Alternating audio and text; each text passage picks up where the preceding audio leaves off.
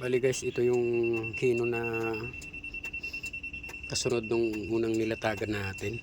Tapos na rin siya. Makikita nyo buo na oh. Yan. Yan na siya. Kompleto na.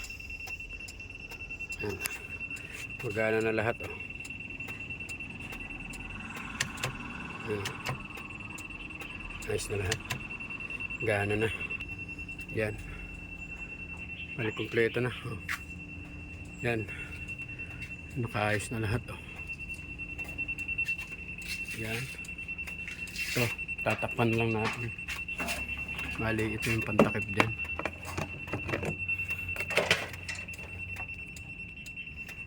Takpan na natin. Yan. Bali double I-beam to, drop side double I-beam. Boom truck ang tawag nila dito. Yun, dadalhin mo na sa latero ito. Ayusin na itong siding. Yan. Pag naayos na yung siding, saka pipinturahan, tapos i-display na rin. Ganoon na rin. Pero sa tingin ko maraming bibili nito kasi boom truck. Yan. Panda rin natin mamaya maya. Yan. Kompleto na siya. Okay na. Yan o. Yan guys. Mandar na. Bali kompleto na to. Dadali na lang to sa latero. Saka sa pintor. Yan. Aayusin kasi ng latero to guys. Yan. Aayusin yan. Tapos itong mga siding. Papalitan nila yan ng aluminum. Yan. Papalitan ng aluminum yan. Aluminum siding. Pati ang itong tailgate papalitan yan.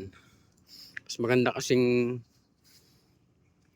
makita yung tailgate na aluminum. Tsaka mas mabenta sa customer yan. Itong flooring ayos. Okay na yan. Pag napalitan na nila ng tailgate ito, dadali naman to sa pintor. Pag nadala na sa pintor ito, doon pipinturahan na yan para maging maayos na.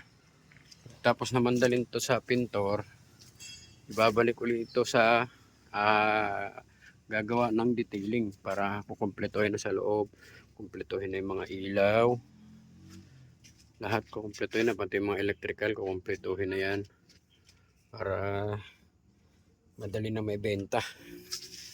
Mas magandang tignan kasi kung kumpleto na. Yan. Yan, tatanggalin din yung ibabaw na yan. Papalitan niya ng windbreaker. Yan, papalitan niya. Papagandahin na yan lahat. So, ganito na lang guys. Maraming salamat.